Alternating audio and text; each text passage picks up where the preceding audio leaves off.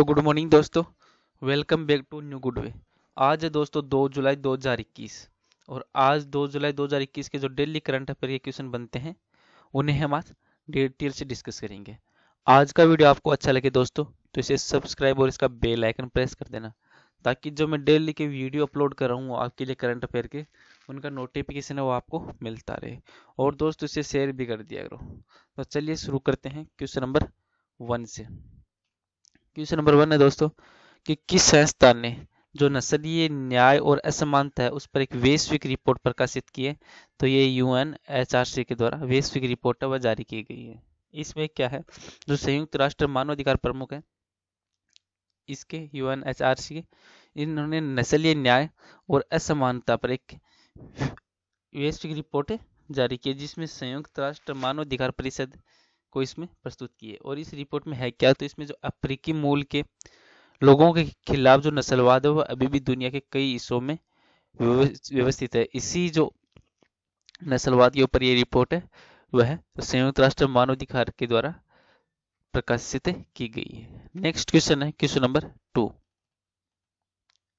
भारतीय reserve bank ने किस श्रेणी के बैंकों के लिए एक आउटसोर्सिंग के लिए दिशा निर्देश जारी किया है। तो ये भारतीय रिजर्व बैंक ने सहकारी बैंकों के लिए आरबीआई के द्वारा सहकारी बैंकों के लिए जो आउटसोर्सिंग के लिए है वो जो दिशा निर्देश है वह जारी किए हैं।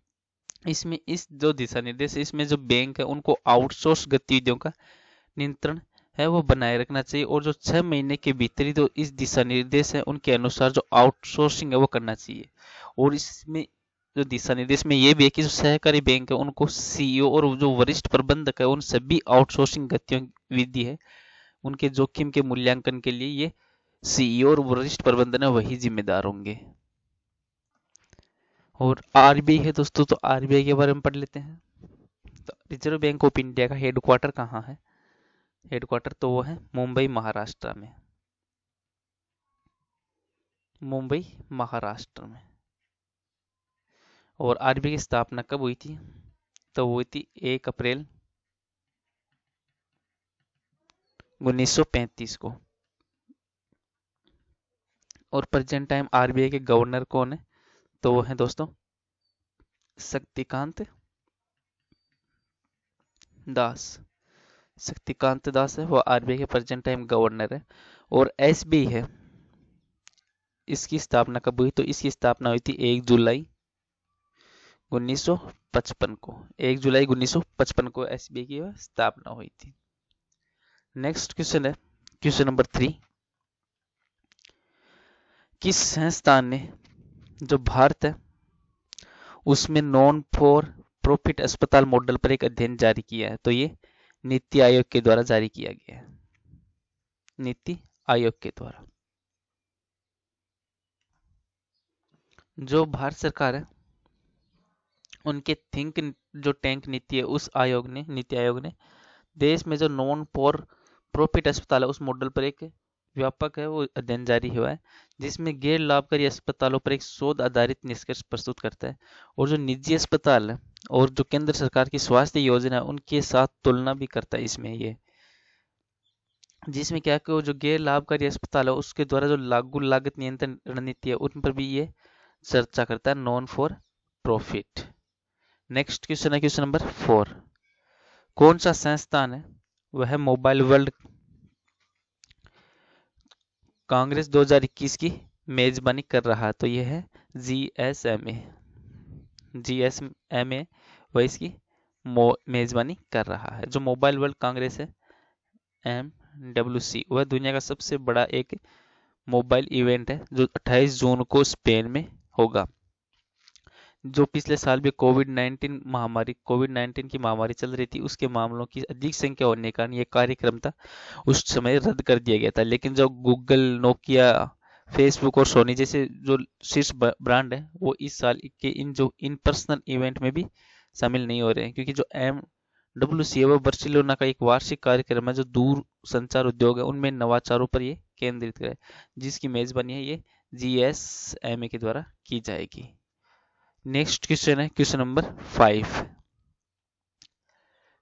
K417N है वह उत्परिवर्तन SARS-CoV-2 का वायरस के किस वर्गीकरण से संबंधित है?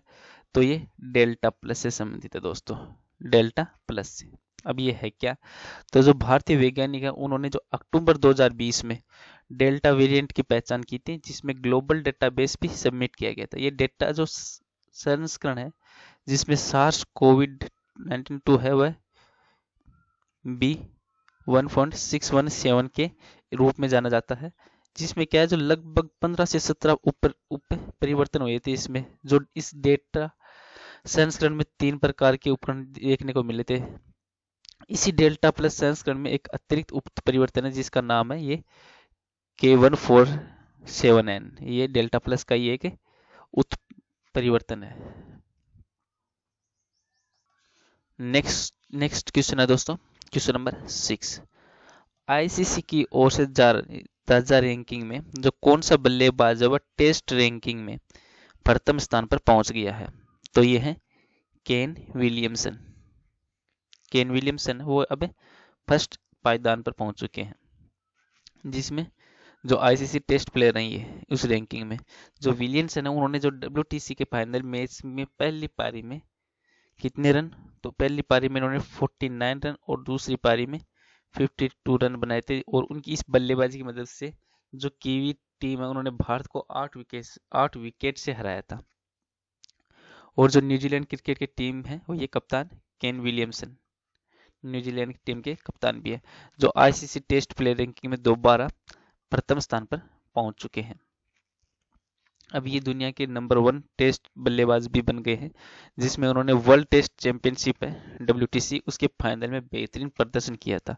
उसी के आधार पर ये अपने आप को प्रथम जो पायदान है उस पर पहुंचा पाए हैं। अभी जो न्यूजीलैंड और भारत के बीच में जो मैच हुआ था उसमें भारत को 8 विकेट से हराया था। नेक्स्ट क्वेश्चन है दोस्तों, क्वेश्चन नंबर 7। रैंकिंग के आधार पर किस महिला धावक और जेवलिन थ्रोवर ने टोक्यो में ओलंपिक का टिकट हासिल कर लिया है? तो ये फर्राटा धावक द्युति चंद और जेवलिन थ्रोवर अनु रानी है। इन्होंने ओलंपिक का टिकट वो अपने नाम किया है। जो रैंकिंग के आधार पर है जो महिला धावक धाविकता है द्युति चंद और ये थ्रोवर है वो है अनु रानी। नेक्स्ट क्वेश्चन है क्वेश्चन नंबर 8।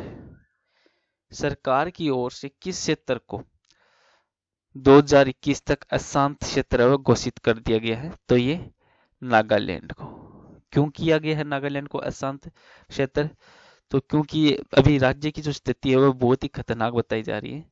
इसमें 1 जुलाई को जो केंद्रीय गृह मंत्रालय उसमें इस राज्य को अशांत क्षेत्र घोषित किया गया है, क्योंकि जो ये इस राज्य की सीमा के अंदर आने वाला जो क्षेत्र है वो फिलहाल अशांत है, क्योंकि इसी के चलते यहाँ पर नागरिक प्रशासन की सहायता से जो सशस्त्र बल है उनका प्रयोग भी करना जरूरी बताया जा रहा है। जो केंद्रीय सरकार है उनका मत यही रहा है कि जो संपूर्ण नागालैंड है वह राज्य की सीमा के भीतर आने वाला क्षेत्र है वह अभी खतरनाक स्थिति में है, जहां पर वह नागरिक प्रशासन की सहायता से सशस्त्र बल है उनका प्रयोग इन्होंने आवश्यक कर दिया गया है। और ये 30 दिसंबर से 6 माह की अवधि तक अशांत क्षेत्र है वो घोषित किया गया है नागालैंड को। अब नागालैंड है दोस्तों, तो नागालैंड की राजधानी क्या है? नागालैंड की राजधानी है कोहिमा। कोहिमा है वह नागालैंड की राजधानी और सबसे बड़ा शहर है दीमापुर। दीमापुर है वह नागालैंड का सबसे बड़ा शहर है। और नागालैंड में कितने जिले हैं? तो नागालैंड में टोटल दोस्तों 12 जिले हैं। और नागालैंड के प्रेजेंट है मुख्यमंत्री कौन है? तो प्रेजेंट है मुख्यमंत्री है नेफ्यू रियो। ये नागालैंड के प्रेजेंट है मुख्यमंत्री हैं दोस्तों। और राज्यपाल कौन है नागालैंड के? तो वो है रविंद्र नारायण रवि। और उप मुख्यमंत्री कौन है दोस्तों? तो वो है यानथुंगु पेटन। ये नागालैंड के प्रेजेंट टाइम उप मुख्यमंत्री भी है। अब नागालैंड की स्थापना कब हुई थी? तो नागालैंड की स्थापना हुई थी दोस्तों 1 दिसंबर 1900 1963 को, 1 दिसंबर 1963 को नागालैंड की स्थापना हुई थी। नेक्स्ट क्वेश्चन है क्वेश्चन नंबर 9 है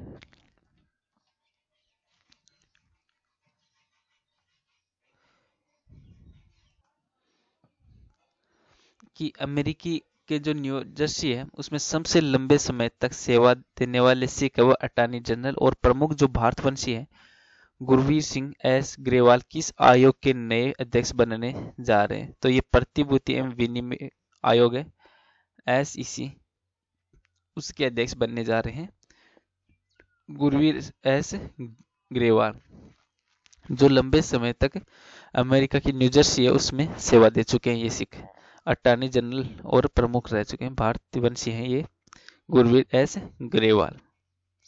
और आज का नेक्स्ट और लास्ट क्वेश्चन है क्वेश्चन नंबर 10। राज्य सरकार ने झांसी स्टेशन का नाम बदलकर किसके नाम पर रखने का प्रस्ताव रेल मंत्रालय को भेजा है? तो झांसी स्टेशन का नाम बदलकर अब रानी लक्ष्मीबाई ये रखने का जो प्रस्ताव है वह रेल मंत्रालय को भेजा गया है, क्योंकि जो उत्तर प्रदेश में उसमें शहर में रेलवे स्टेशनों के नाम बदले जाने का क्रम है। अब एक और रेलवे स्टेशन का नाम है वह बदलने की कार्रवाई हो रही है, जिसमें झांसी रेलवे स्टेशन है उनका नाम अब जो वीरांगना थी रानी लक्ष्मीबाई उनके नाम पर रखने का प्रयास किया जा रहा है, जिसमें सरकार की इस पहल पर जो वीरांगना की जन्मस्थली है उस पर काफी खुशियां भी मनाई जा रही है इस नाम को लेकर। जो रेलवे बोर्ड है वह इस पर विचार करके जल्दी ही झांसी रेल स्टेशन है उसका नाम रानी लक्ष्मीबाई के नाम पर भी कर देगा, और सरकार है वह भी इस पहल से काफी खुश है दोस्तों। चलो दोस्तों आज का वीडियो यहीं पे समाप्त करते हैं। आज का वीडियो आपको अच्छा लगे तो इसे सब्सक्राइब और शेयर जरूर करना। Thank you all of you.